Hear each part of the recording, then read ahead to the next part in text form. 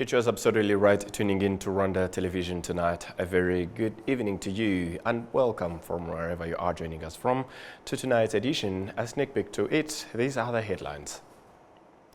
The RDF Chief of Defense Staff General Mubarak Muganga opened the training for East African military staff officers. A group of students on vacation decided to dedicate their time to training in robotics technology. And to international matters, Africa's first solar-powered tractor is undergoing field tests in Malawi. Last month, moving.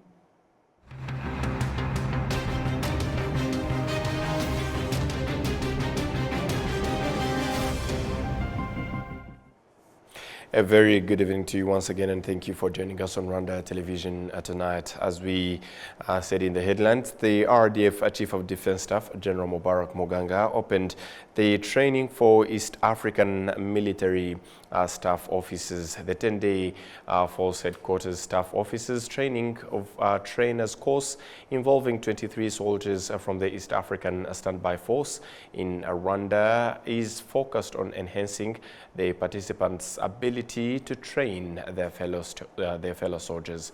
Adams Akwizera starts us off tonight. Those 23 officers are undergoing Force Headquarters Staff Officers Training of Trainers course at the Rwanda Police Academy in Musanze District. Colonel Retired Jiru Tademara, the director of the Rwanda Peace Academy, provides insight into the 10-day trainings, emphasizing their importance in building the capacity of the Eastern Africa Standby Force. Staff officers nibo bakora ibintu by'igenamigambi kuri Force Headquarters bakora ibintu byinshi. Staff officers play a crucial role in the planning and operations at the Force Headquarters, handling the key areas such as intelligence, logistics, and administration. This particular training aims to equip those officers with the skills needed to train others. Kuzashobora gutoza abandi. Some of the participants in this training emphasize the tangible results they anticipate from these exercises. The purpose of us being selected to come for training here is to familiarize and to take some lessons about decision making and force headquarters preparation in order to be able to train others who are ready to deploy within African Union missions and East African Standby Force operations. We are selected members from member states of East African Standby Force, but we always come and share knowledge regarding the peace operations, regarding conflicts within our areas, and the experiences that we get here, we again go back into our countries to share them with those who are deploying for peace operations.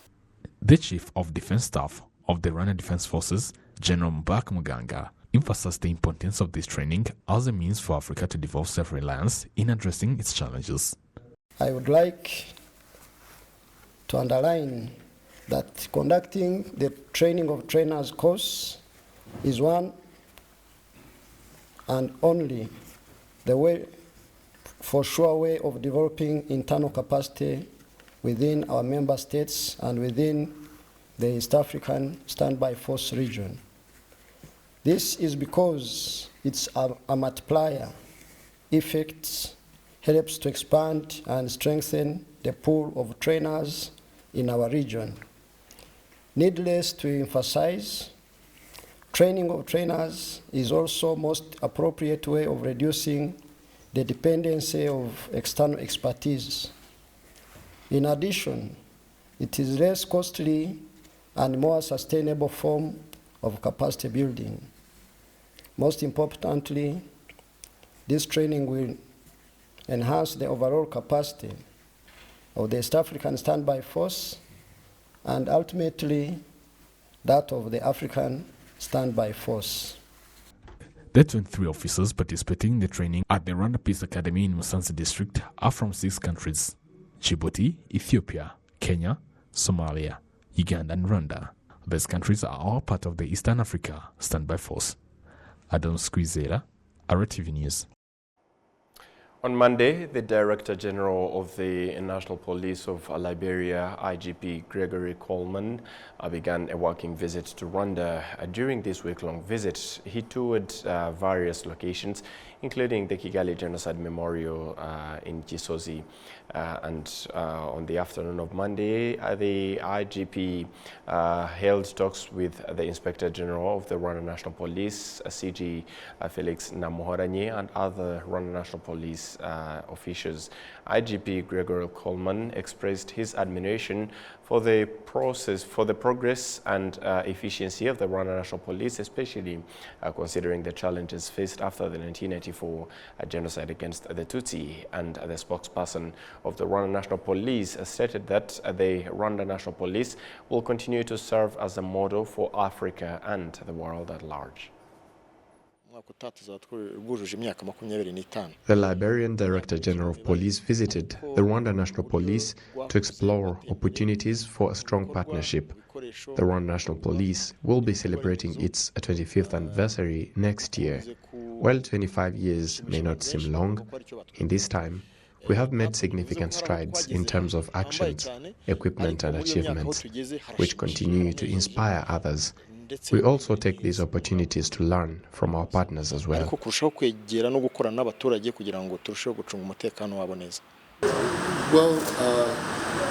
it is my hope that the level of barbarism that this continent has seen over the last few decades will come to a perpetual end. And that is why, as police officers, we are going to be discussing how we can play our role, how we can improve our service so that we can be a part of the preventive mechanism that just brings hope to our people by bringing service alive, by just going to the root causes of the issue and not just going there to deal with the effect. Because we are the graphic representation of the state's authority.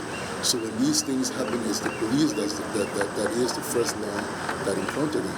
And because of bad governance, we have been seen as an occupational force. So how do we move past just enforcing the law to prevent some of these things from happening by getting involved more through consensus building, getting the community involved, just letting people know that this is your police. I mean, we're here to serve you.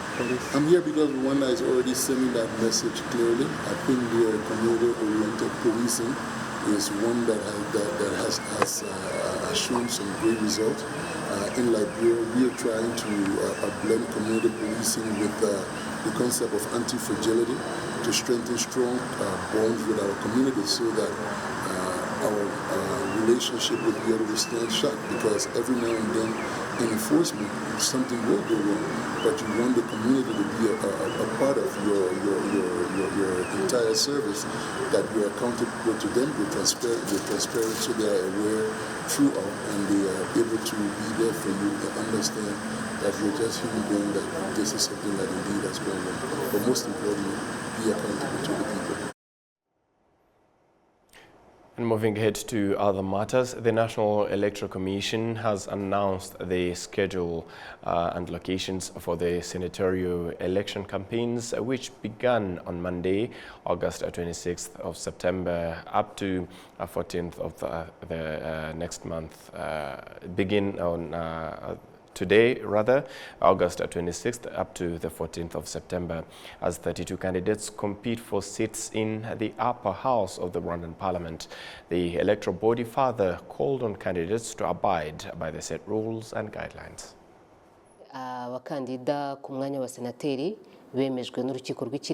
Senate candidates who got endorsed by the Supreme Court started campaign activities. Activities kicked off today, 26th August, and will end on the 14th September. Campaigning will be done before the electoral colleagues with the help of the Electoral Commission, but also individuals can campaign in other ways, including using written materials like banners, and they can use the media that includes written as well as audiovisual, as well as public gatherings. There are 26 seats in the Rwandan Senate, with 14 of senators elected by electoral colleagues in the seat of Kigali, provincial districts, and higher learning institutions. 8 senators are appointed by the President, while 4 others are designated by the National Consultative Forum of Political Organizations. The other 2 senators represent higher learning institutions, one representing public institutions and the other representing private institutions. Those eligible must be at the level of professor or associate professor and are elected by their colleagues, including researchers. For the 12 senators elected by local government electoral colleagues in the city of Kigali and the 4 provinces, 1 is picked from the city of Kigali, 2 from the northern province, while the rest are of the 3 provinces, West, East and South. Elect 3 senators each. We urge Rwandans to keep following up on these elections as they provide leaders in a crucial institution. We also urge electoral colleagues to follow campaign activities and voting on the actual day. We also urge candidates to abide by the rules and guidelines. kuba bakwiyamamaza ndetse bakajya no muri iki gikorwa neza bubahiriza amategeko n'amabwiriza. A group of students on vacation decided to dedicate their time to training in robotics technology. After just 1 month, they have gained the skills needed to work on a project that addresses real-world problems and offers practical solutions to the community. Olive Nete brings us the report. Muvunyi Arnold, a 4th-year high school student studying maths, physics and computer science, was curious about how robots work. This curiosity led him to join an institute in Kanombe, Kigali, that specializes in robotics and technology research. Within just a month, Muvunyi learned how to apply the maths and physics he studies in school to technology, yielding practical and beneficial results. Given that over 70% of our population is involved in agriculture, our idea stemmed from the desire to contribute as students specialized in agriculture-related fields. We began by asking ourselves how we could assist those engaged in irrigation practices. This led us to the idea of creating a smart irrigation machine designated to address common challenges in agriculture. With this machine, farmers can save time and reduce costs, eliminating the need to hire additional labor for irrigation tasks.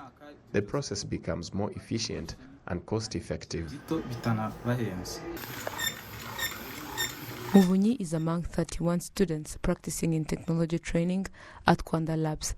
This program includes both primary and secondary school students who view technology as a driving force for their personal development and the progress of their country. Yes, what we study in class is closely connected to what we practice here. In class, we focus on the theoretical aspects, but here we apply that knowledge practically, as you've seen. That is why we believe that after school, we will be able to carry this forward and apply it in real life. We don't want this to be mere projects. We aim to achieve bigger things by combining what we learn here with what we gain in school. Our goal is to create something that benefits not only the society, but also the country as a whole. Nishimye Israel, the head of Rwanda Labs, emphasizes that the technology students learn enhances their comprehension of regular classroom lessons.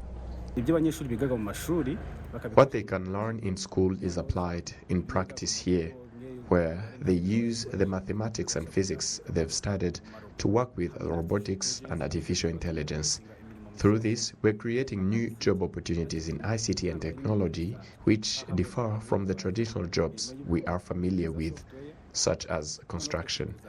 We are focusing on creating jobs related to the mathematics, computer science and physics that students learn at any educational level, enabling them to develop robotics that can be marketed locally.